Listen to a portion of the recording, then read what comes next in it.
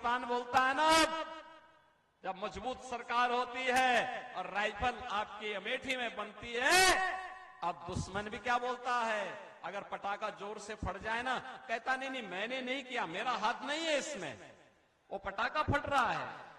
पहले एक कांग्रेसी क्या बोलते थे, समाजवादी पार्टी के लोग पहले जब उन्हें समर्थन करते थे तब वो क्या कहते थे, कोई आतंकी घटना घटित होती थी, कहते थे आतंकवादी सीमा पार के। अरे सरकार कैसे जब वो समस्या का समाधान न कर सके। मेरा ये मानना है, मोदी जी का मानना है, सरकार किसी समस्या के लिए समाधान के लिए ना नहीं कह सकती। अगर जनता जनार्दन कह रही है कि यहां पुल बनना है, हर हाल में बनना है, उसको बनना ही है। जनता जनार्दन अगर कहती है कि हमारी अमुक समस्या का समाधान होना है, तो वह होना ही चाहिए। ये सरकार का लक्ष्य होना चाहिए, न कि ये बोलते हैं कि अरे आतंकवादी तो पाकिस्तान से हैं, फलाने देश से हैं, हम क्या करें। अरे तुम्हारे हथियार कब के लिए रखे गए, जाओ घुस करके मारो ना वहां पे जाकर के।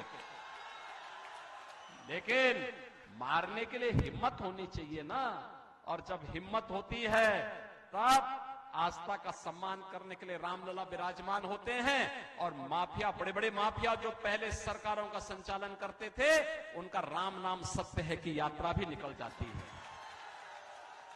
बहनों और भाइयों, मैं इसीलिए आज आपके पास आया हूं आपसे कहने के लिए, मैं धन्यवाद दूंगा श्री राकेश प्रताप सिंह को, गौरीगंज के विधायक को, धन्यवाद दूंगा मनोज पांडे को जो रायबरेली के पास विधायक हैं।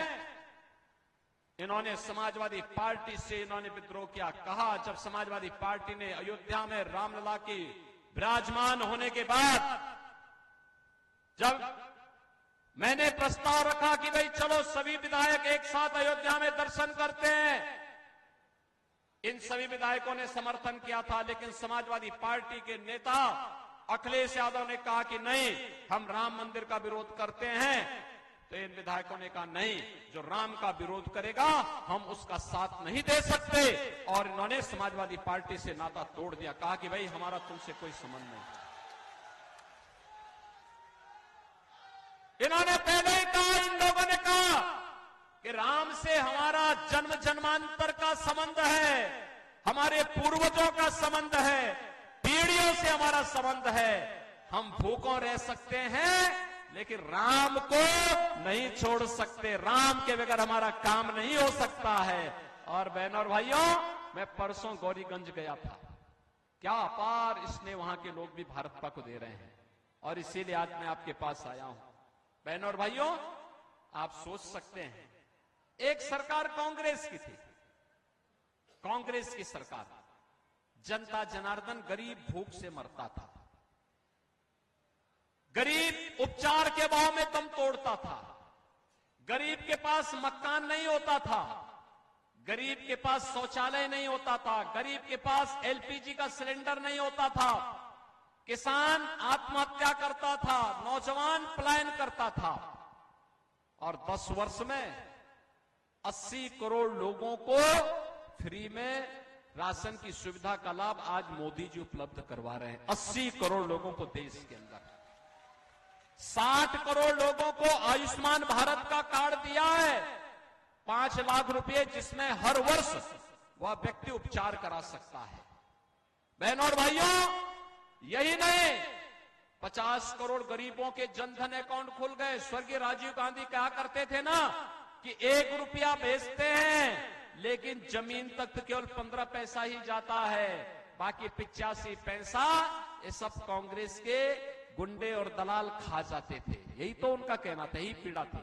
मोदी जी ने उस पीड़ा का समाधान कर दिया, कहा हर गरीब का खाता खुलवाएंगे, पैसा सीधे वहां भेजेंगे। अब दिल्ली और लखनऊ से पैसा जब गरीब के खाते में आता है तो 100 में से 100 पैसा उसके खाते में जाता है। बहनों और भाइयों, 12 करोड़ किसान सम्मान निधि का लाभ प्राप्त कर रहा है, 12 करोड़ गरीबों के घर में शौचालय बन गए हैं, 10 करोड़ गरीबों के घर में उज्ज्वला योजना के सिलेंडर पहुंच गए हैं। और हमने तो व्यवस्था दी है, हर दीपावली होली को फ्री में रसोई गैस के सिलेंडर, भरा हुआ सिलेंडर इन गरीब परिवारों को उपलब्ध करवाएंगे। बहनों और भाइयों, 4 करोड़ गरीबों के मकान बन गए। और मैं आपसे फिर यहां से मंच से घोषणा कर रहा हूं, जितने बाकी हैं उन लोगों की सूची बना दीजिए। इस चुनाव के बाद अगले 5 वर्ष के अंदर उनको भी एक एक मकान मिल जाएगा। बहनों और भाइयों, एक तरफ गरीब के प्रति यह कार्य करने वाली सरकार और दूसरी तरफ कांग्रेस और सपा के लोग एक तरफ राम का विरोध करते हैं और दूसरी तरफ पाकिस्तान का समर्थन। कहते हैं पाकिस्तान का विरोध मत करो, उसके पास एटम बम है। अरे हमने कहा उससे पावरफुल एटम बम हमारे पास भी है, चिंता मत करो।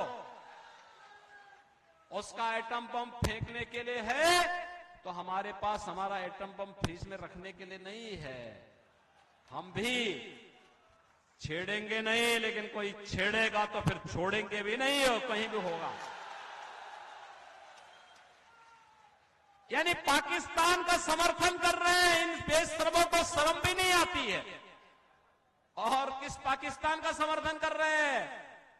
आपने 3 दिन से लगातार देख रहे होंगे, पाक अधिकृत कश्मीर में हिंदुस्तान जिंदाबाद के नारे लग रहे हैं।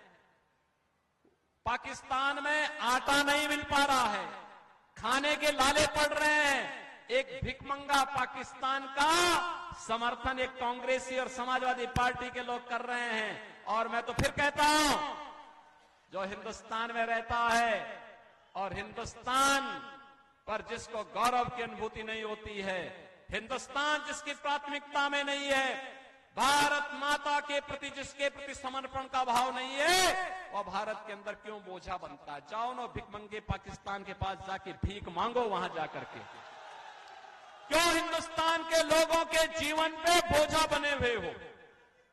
और इसलिए बहनों और भाइयों, मैं आपसे एक ही बात की अपील करने के लिए आया हूं। ये चुनाव केवल चुनाव नहीं है। आएंगे लोग, बहकाएंगे, तमाम प्रकार के नारे देंगे, खरीद फरोख्त करने का प्रयास करेंगे, सब कुछ करने का प्रयास करेंगे। मेरी तो आपसे एक ही अपील है, ये चुनाव केवल चुनाव नहीं है। बहनों और भाइयों, ये चुनाव आपके लिए, अपनी वर्तमान और भावी पीढ़ी को बताने के लिए भी और उनके भविष्य को संवारने का भी एक अवसर है। बताने का अवसर ये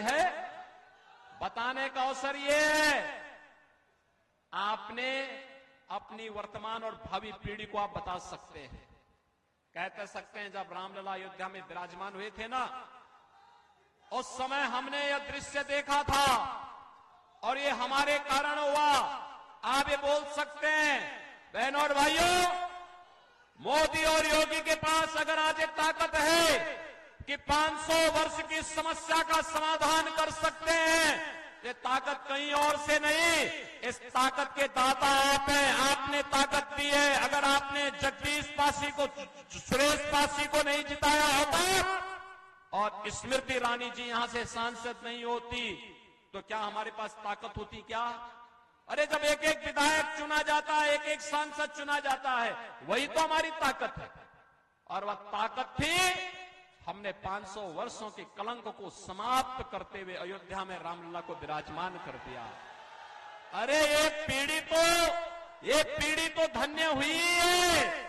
आने वाली पीढ़ी को भी बता पाएंगे कि देखो हमारा भी योगदान है, क्योंकि मैंने भी कमल चुनाव चिन्ह पर अपना ठप्पा लगाया था, मोहर लगाया था, ईवीएम का बटन मैंने भी दबाया था। और लोग तो सुधरेगा ही सुधरेगा। जब परलोक में जाएंगे ना, तो पूर्वजों को भी बता पाएंगे कि देखो आपकी जो आस थी ना, आपका जो संकल्प था, आप जीते जी नहीं कर पाए, कई पीढ़ियां चली गई, आप बता सकते हैं हमने संकल्प पूरा किया है, आपका संकल्प पूरा किया है, उनका भी आशीर्वाद प्राप्त होगा। और इसलिए बहनों और भाइयों, ये चुनाव केवल चुनाव नहीं है, एक तरफ पुण्य प्राप्त करने का माध्यम है और दूसरा है कांग्रेस और सपा के गुमराह में आने की आवश्यकता नहीं। तमाम प्रकार के भ्रम पैदा करेंगे। इन्होंने पिछले 70 वर्षों में केवल भ्रम ही फैलाया है, भ्रम ही फैलाया है।